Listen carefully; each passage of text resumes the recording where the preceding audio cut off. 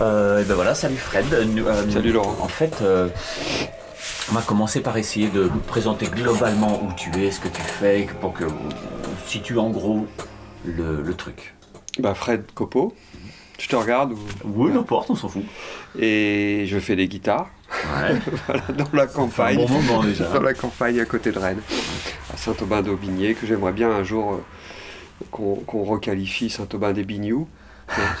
C'est lui qui est Andouillé juste à côté. Il y a Andouillé aussi, ouais. Voilà, oui, ça va faire 30 ans. 30 ans, ouais. Bah, ça fait... Dans quelques mois, je me suis installé à Rennes en juillet 88, la date officielle de création de l'atelier Copeau. Je me rappelle d'un petit magasin, moi, rue Saint-Louis ou un truc comme ça. J'ai eu effectivement l'atelier boutique rue Saint-Louis. Ouais. C'était pas totalement la dernière implantation dans Rennes, mais c'était la deuxième. Ouais. J'ai pas mal bougé dans cette ville de Rennes pendant les 10 premières années, c'est ça, de mon activité. Que je qualifierais en gros de ma période rock'n'roll rennais. J'ai fait beaucoup de guitare électrique. Et puis depuis 20 ans, finalement, je suis ici. Ça fait aussi 20 ans, ça fait un bail. Donc 30 ans qui ont passé très très vite. Trop vite sans doute, comme la vie, mais je les ai pas vus passer. Et j'espère encore avoir 30 ans de boulot devant moi. Bon, je suis un peu optimiste, mais non, fast-talk. Voilà. Et est-ce que... donc toi, tu fais guitare électrique, guitare acoustique. C'est quoi tes différents axes en ce moment que tu développes et que tu aimes faire? Bah là, ce que je développe vraiment en ce moment, c'est la guitare acoustique de plus en plus. Ce modèle Wesson qui me passionne, et l'acoustique me passionne.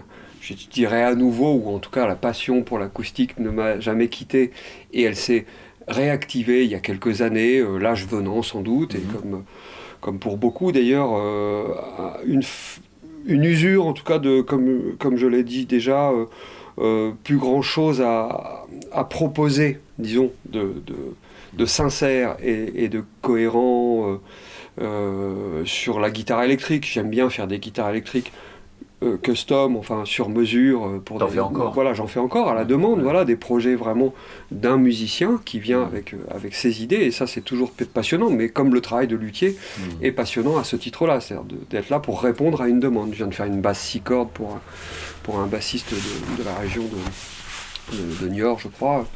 Et j'ai adoré ce projet-là parce que son besoin était réel et clair en plus, et que c'était un... Voilà, j'ai aidé à accoucher en fait. Voilà. Mais nous on s'est rencontrés comme ça sur des projets très atypiques, mais qui étaient mûrs aussi, et après, tu as pu les dépasser. Mais où tu n'étais pas le seul, enfin, où t'étais, je sais pas si tu étais le seul à répondre positivement, mais moi je me rappelle la première fois que je t'ai rencontré, c'était un salon de la musique, je sais pas où, et puis je voulais faire une fretless, et puis tout le monde m'a pris vraiment un peu de haut. Une guitare fretless, oui. Ouais, une guitare fretless. Oui. Et sauf toi, en l'occurrence. Voilà, sauf toi, tu m'as dit, oh tiens, bah, ouais, j'adore. Parce que c'était une époque où il n'y en avait pas. C'est ça.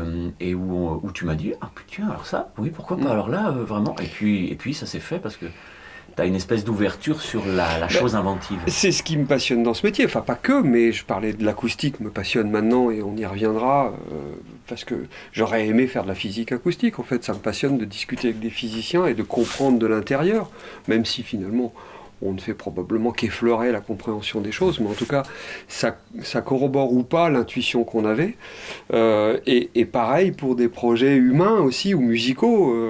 Voilà, c'est passionnant d'être partie prenante d'une aventure, avec la part de risque que ça comporte, et concerne toujours mieux avec le temps, et il faut l'assumer, il faut aussi l'affirmer, et c'est très bien quand elle est consciente de part et d'autre. Voilà, en ce moment je pense à ça parce que j'ai un bon client fidèle aussi, on doit en être au 4e instrument avec Richard Bonnet, qui fait un jazz contemporain, on va dire, assez expérimental, et avec qui je dois faire là, enfin pour qui je dois faire plutôt, mais tu vois, c'est lapsus, une fretless 7 cordes nylon, une guitare corde nylon, donc pas classique du tout, sur la base de la Wesson d'ailleurs, en l'occurrence, fretless. Alors ça va sonner très oud évidemment, ouais, ça, ouais. Mais avec quand même cet accordage guitare en 7 cordes avec un si grave. Il joue que de la 7 cordes. Lui, il a déjà une Wesson acier 7 cordes. Donc voilà, bon, si en plus les projets de mes clients peuvent aller dans le sens de mes passions acoustiques, musicales et acoustiques, et de ce que j'ai envie de développer, tout va bien. Puisqu'on on cause d'acoustique, puisque c'est un peu une préoccupation pour toi, que tu as envie de développer et que tu es vraiment, on sent bien que tu es passionné par ce truc-là, s'il y a une Wesson à côté, peut-être tu peux nous en montrer une pour voir, parce que tu as quand même... Moi, ce qui me choque dans ton travail par rapport à plein d'autres guitares, c'est qu'en fait, il y a un rapport à la ligne. Alors, tout le monde a son style, évidemment. Mais toi, il y a une façon très fine de dessiner. Tu as un coup de crayon, quoi. Et je trouve que c'était déjà le cas dans les guitares qu'on a faites ensemble il y a plus de 20 ans. Et elles ont une forme de... Alors, je sais pas comment dire, je sais pas comment toi tu peux... tu vois, il y a une façon de briser certaines lignes, de décaler des axes de symétrie qui ont... En fait, je trouve qu'au niveau de la ligne, ça c'est vraiment super. Je te remercie. De toute façon, c'est évidemment quelque chose que j'espère. Voilà, que ça puisse fonctionner pour le public. Ça ne peut pas plaire à tout le monde. En matière de... J'ai pas fait d'école de design, j'aurais adoré aussi, certainement. Mais en fait, voilà, je suis venu au design sur le on sent qu'il y a... Sur le tas, voilà, comme on vient à l'acoustique sur le tas. J'ai pas fait des études de physique acoustique. Mais le design, pour moi, la leçon que l'approche que j'en ai toujours finalement perçue, c'est less is more. C'est vraiment le concept de tout ce qui ne sert à rien en termes de traits est à questionner, quoi. Et là aussi, je dois le dire, j'ai un critique à domicile. Ma femme, ma compagne est peintre, elle a un œil très très affûté et elle m'a souvent aidé à faire le tri quand j'avais des doutes justement sur l'utilité de telle ou telle chose, ornement, pour simplifier, quoi. Terre, voilà, et simplifier, voilà. Bon, ça peut m'arriver comme sur celle-ci, de me faire plaisir à aller dans quelque chose d'un peu décoratif, d'un peu enrichi, un peu fun, quoi.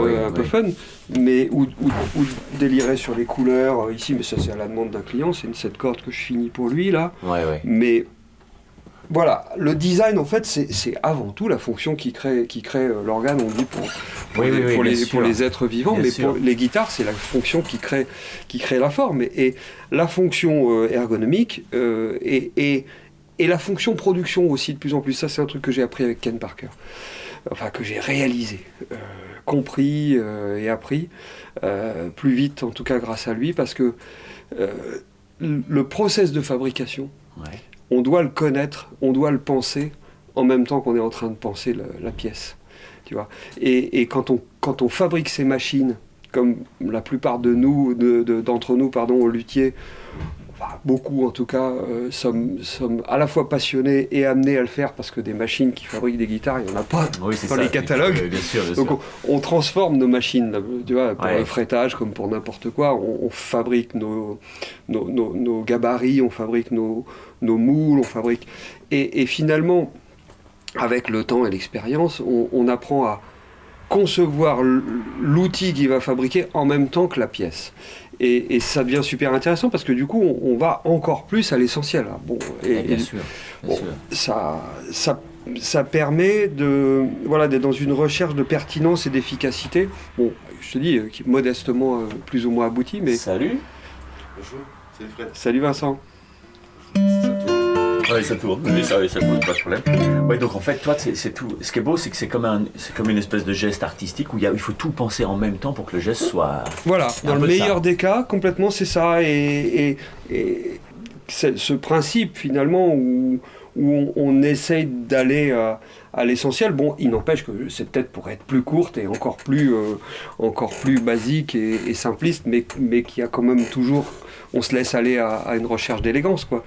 Mais par contre, je le dis comme ça d'emblée parce qu'on me pose régulièrement la question qu'est-ce qui t'a amené à la dessiner comme ça, ça date quand même d'il y a presque 20 ans, enfin même plus de 20 ans. Mes modèles Yalta, comme il y en a une là-bas ou presque, avaient déjà une tête évidée, renforcée carbone en l'occurrence à l'époque, parce que Bon, je pensais aussi beaucoup carbone à ce moment-là, puis elles avaient plus d'angles, donc il y avait des ruptures de fibres. Alors que là, aujourd'hui, finalement, cette tête n'est pas du tout renforcée carbone. Je fais un plaquage, ici c'est du lin en l'occurrence le plaquage, mais ça peut être du bois. Mais en fait, la fibre continue, et ces têtes-là sont bien plus solides que beaucoup de têtes de guitare qui ont un gros angle qui va casser, dont les fibres sont rompues, et qui sont plus lourdes, mais finalement plus fragiles si la guitare tombe. Je ne ferai pas de crash test là aujourd'hui, mais en tout cas, je n'ai jamais eu aucune de ces têtes revenir pour avoir cassé à cet endroit-là, parce que c'est super rigide. J'ai l'accès au truss rod ici.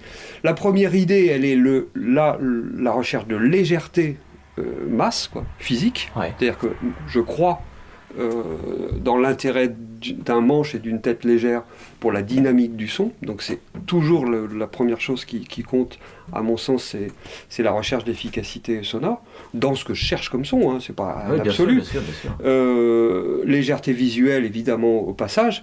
Légèreté ergonomique, évidemment, c'est toujours bien de gagner quelques 50 grammes de moins sur une tête. Ces guitares font entre 1,6 kg et 1,8 kg selon les bois ou les matériaux utilisés. C'est pas ultra léger comme des guitares flamenca, mais pour une folk, c'est léger. C'est très léger. Ouais.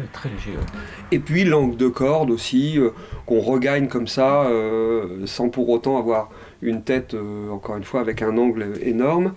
Oui, ça, le fait que les mécaniques soient centrées par rapport à la pièce. Et puis là, je vais dans des détails, mais quand même, le fait que les cordes soient bien rangées à l'intérieur et qu'elles ne viennent pas te griffer ou griffer ta housse et tout ça. Enfin voilà, ça c'est des choses qui me font plaisir après, que je découvre en me disant bah oui, tiens, ça c'est cool quand même aussi, quoi. Mais moi, ce qui me marque, c'est que tu fabriques une forme qui a un élément visuel complètement, comme tu dis, il y a un côté un peu imparable, tu dis voilà, va simplifier ça encore, bon tu peux pas aller beaucoup plus loin pour que ce soit plus épuré et plus comme un jet, tu vois, c'est comme un jet mélodique, là toi tu t'arrives, tac, tu dessines le truc à la ligne.